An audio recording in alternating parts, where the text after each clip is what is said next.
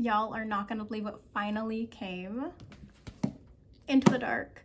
I'm so excited. I just finished The Great Undoing in perfect timing. So let's get into it. I don't want to waste too much time. I'm really eager to just jump right in. So I just have two quick thoughts. My first one is I just learned Bridget is still dead. Or not still dead. She's actually dead. I don't know why I'm so shocked by that. But like, it's literally in the blurb. And I was just thinking, you know, she was just gonna miraculously like go through some recovery, like some whole recovery process and like get better. I didn't think she would actually like just pass away. So I'm kind of just in shock about that. Like, even reading the ending of The Great Undoing, I still thought she was fine.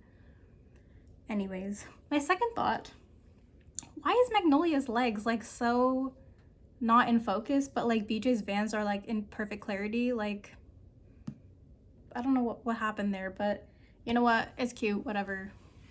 I like this far better than the other version of this cover, so it's all good. Okay, let's dive in.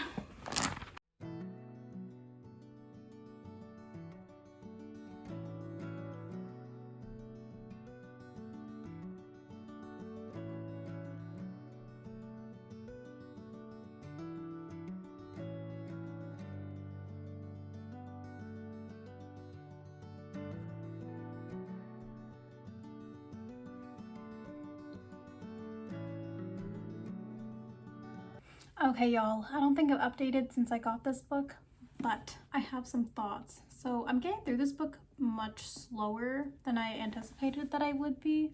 It's been about 3 days since I got it. It's the 19th today. And I am on page 212, which I believe is 30% through the book. And I do have some thoughts. So initially, I feel like this was a banger. I feel like we were dealing with so much grief and it was just handled so well by the author.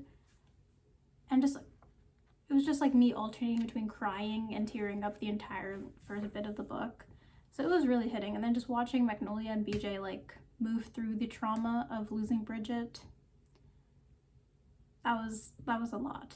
But I honestly think this is exactly what I needed right now. I just feel like I wanted to feel some emotions. So this was like unexpectedly perfect. But also like just heartbreaking because like, again, I was not expecting Bridget to actually have passed away. I thought she was going to make a miraculous recovery and she just didn't. So like, this is quite sad. Quite sad. So at this point in the book, we're at the funeral for Bridget, and Magnolia's eulogy, literally just sobbed, just cried. Like, that was so sad. That entire thing where it was just not even the funeral that like Bridget would have wanted. It was just totally not Bridget. And then Magnolia's just looking at all these things that her mom did, and she's like, Bridget would have hated all of this. But then her being like, giving that eulogy that was like so perfectly for Bridget, that was touching. That was touching. So this has been a fantastic book so far. My only criticism was around the 160-ish page mark. It was getting very slow, like incredibly slow. And in that little chunk of the book, it just, because it was already dragging, all of the spelling errors, all of like the poor sentence construction, it was just so glaring and it was annoying me so much. And I actually started like getting really annoyed with the book, and I was like, this is gonna put me in a reading slump, like I gotta stop. But I pushed through and it got much better, and I'm back to like really enjoying the book right now. Oh my gosh, also Daisy is back. I cannot wait for the next book to see what is going on there because I'm so curious. Also, like, Julian didn't come back, so like, did Daisy just like up and leave? Like, what happened there? What's the story? Gotta know.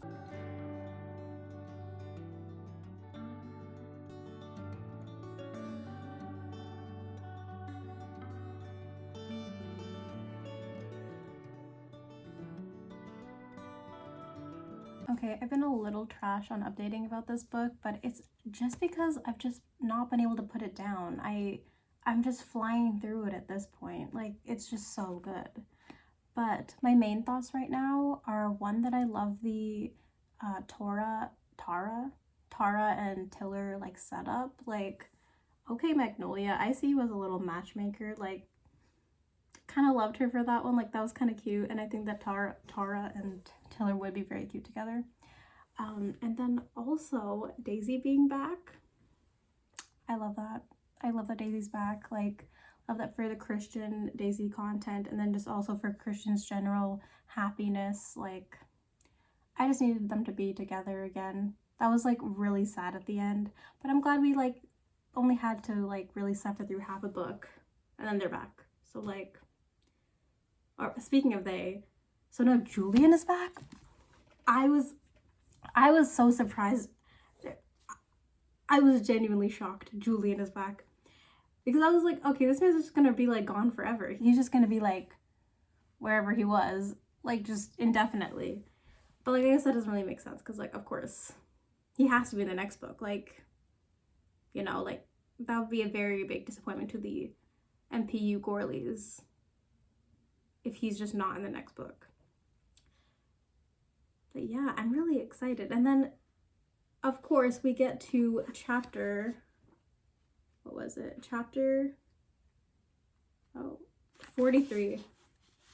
Literally, I had not brought out my highlighter yet, because, you know, there were some sad things, but I was like, there's no need to highlight them. But then this chapter came, and literally look at this. It's just highlighting galore. It was so much. I honestly, this was just so much love. Just like, I think I like the concept of Julian and Magnolia together more in hindsight than I did actually reading about them in Daisy Hates 2. Because this was just so sweet. Like, yeah, it was a lot. There's just so many quotes. I've like boxed things, like just underlined things with the highlight already. Like, this chapter was just wrecking me. It was. That was a lot. That was such a good chapter. That was arguably the best chapter so far. And I'm only maybe 10 pages past that. 30 pages past that. So that is incredible. Show-stopping. And of course, I've tabbed it. You can't see it because I don't know. I like my tabs to be like not really protruding out of the book. Like, if I can see it, like I can find that page. Anyways, I'm just rambling on. I'm gonna continue into this book now, but yeah, fantabulous. I resent that I ever said this book was getting slow, even though it was. But it is back on track. I think I ended the last clip saying it's back on track, but like it's been back on track, but it is so good. I love having Julian back.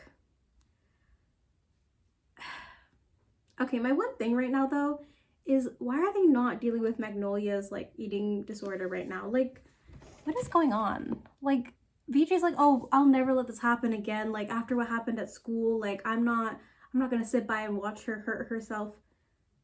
But he is. And I can understand that it's hard to like, you know, initiate like starting to do that, but she's literally like going through it, and like it's been a few months and she's very much into her disordered eating again, and they're just letting it go. They're not letting it go. I'm sure I'm speaking too soon, and in like 10 pages they're gonna like check her into like a facility to get help. But like, what is she, what is BJ doing? What are the friends doing? Like, come on, man. They're all like looking and being like, something's wrong with Magnolia. I think she's back to her disordered eating. Like, okay, then go help her. Like, go help her. But other than that, oh, okay, and then also right now, BJ's going through like a scandal. That Tablos like took a picture that made it look like he was like cheating on Magnolia with his like younger sister's friend. This is like the third or fourth time, maybe the third time this has happened in this book. Like, we need to resolve this. Like, they need to go to therapy. Like, this can't keep being like a plot line. Like, maybe twice, okay. But like, why is this happening so many times? Maybe this is only the second time, now that I think about it. But I really hope this is not like recurrent throughout the last, like, whatever it is, 200-300 pages, 300-400 pages. I don't know, however a few hundred pages that are left, because like I really can't take it anymore. Like, I just hope that it resolves before they get married. You know what, how about that? I'll be a happy camper if this whole cheating thing resolves in the last, like, before they get married, because it's just very annoying.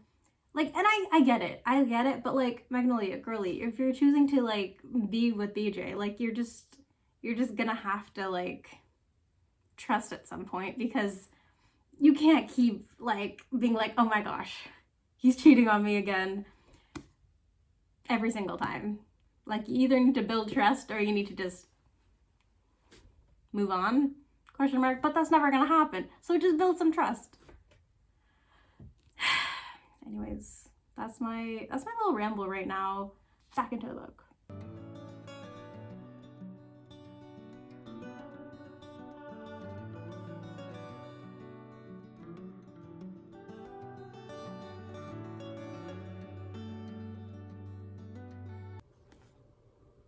They're going to see a psychologist. Love that for them. I knew it. I was like, I'm gonna complain about this right now, and then they're gonna like resolve it.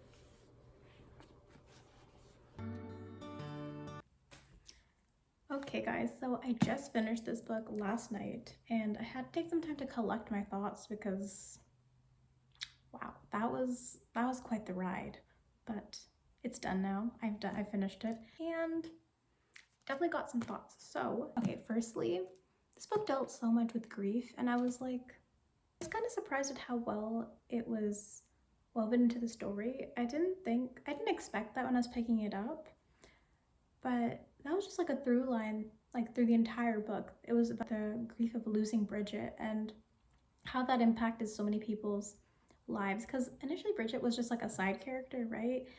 But I thought it was very well done how it impacted Henry, how it impacted BJ, how it impacted Magnolia, and then how that impacted BJ and Magnolia's relationship, because he's going through a loss, but Magnolia is also going through a loss, and it's just how that dynamic kind of evolved, because BJ obviously has to support Magnolia, but he's also trying to work through his own grief. So I thought that was very interesting. I love that therapy was a thing in this book, because we all know that both BJ and Magnolia both desperately need therapy. I love that Magnolia totally reacts to therapy in a very Magnolia way, but you know, comes around at the end. I thought that the parental conflict that Magnolia has in this book was very important to her story arc overall, because so much of who Magnolia is and why she acts in certain ways is because of her parental neglect. And again, her losing Bridget was really her only like real blood family that she had that actually cared for her. But yeah, I think it was very interesting to have that happen in this book, where you know, Harley has that whole outburst and he's like, I'm gonna cut down the tree, and that was so uncalled for. But him coming to her wedding at the end, and they had this whole talk, and they apparently go and get lunch a few times, and you know, it's a step in the right direction. I think we shall see. But like, as Magnolia says, you know, she already is past the age where she needs a parent, so I don't know, but you know, can only hope for the best. Something else, I wish that, because Magnolia's eating disorder was such a major kind of problem in this book, where she's just coping with grief through controlling what she's eating, and then we know that Magnolia has a previous history of eating disorders, I just feel like I wish that there was actually like a real resolution to that. Like, she gets checked into like a center, or like she goes and starts seeing a therapist, something like that. Instead of her like just having a conversation with Bridget in her little mirror, and then Bridget being like, you shouldn't do that, Magnolia, and then she's like, you're right, I shouldn't, and then it's like resolved. I thought that was a little bit, that didn't really make sense to me, but I digress. But yeah, speaking of that moment though, having like BJ, Henry, Magnolia, Allie all go on that trip that Bridget had planned to originally go on, I thought that was very sweet. It was kind of unexpected because like we know Magnolia's a little princess. She's not really there to be doing all this like dirt and sweat type of vacationing and traveling, but she did it for Bridget, and I thought that was very cute. And then they have that whole moment when they climb that mountain, I think it was a mountain, and she like lets go of Bridget, and they have the whole like chat in like her little compact, and that was so sweet. I definitely like cried. That hit me in the heart, like. But yeah, I feel like that was really powerful. That was such a good idea because it allowed Magnolia to really process and feel Bridget's presence and like work through how doing something that's so centrally Bridget but without her, and how that's kind of like her life where she has to do all of these things that are so important to her without Bridget. I thought that was a lot. I am very happy that BJ and Magnolia had the wedding that they wanted. Most of the book is them saying that the wedding that they're planning is really just for the high society that they live in, and it's not really for them. So them having their little dream Bali wedding because Bridget wanted to get married in Bali was very sweet. BJ writing like a maid of honor speech that Bridget would have read, like, and using her mannerisms.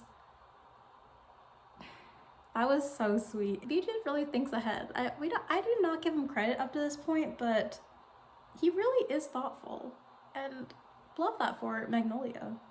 And their vows at their wedding, so stinking sweet. Like, those were like the most beautiful vows ever.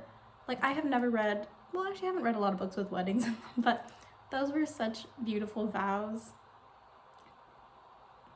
Top tier, without a doubt, top tier. And of course, you know, we have that little minor blip where Julian is being mean to Magnolia, like more than mean. And then Jonah has his whole moment, Christian has his whole moment. So I am very curious what our favorite gang lords were up to.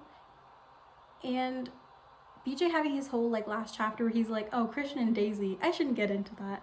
And I was like, I see what you're doing, Jessa. And honestly, yes, it did make me excited for the next book. This was a fantastic conclusion. So I think overall, just because there were some minor things, I'm gonna probably rate this 4 stars. So yeah, I'm pretty happy. This was an extremely decent book. I loved it. It was very good. I am happy that Magnolia and BJ worked through their problems, and now they're gonna be happily ever after. They're pregnant at the end of this book, so like, love that for them. And yeah, love that for them. What a great conclusion. What a ride this has all been. Like, amazing, incredible. That's all I have to say. That's my review. That's my review, and I hope you enjoyed watching this. Please tell me what you're reading after you finish this, because I do hope you've finished reading this book and I didn't just spoil you on everything. But yeah, let me know what you're reading after this, because I feel like I need something to come down from reading this, because it's just, it was very emotionally heavy. Okay, bye.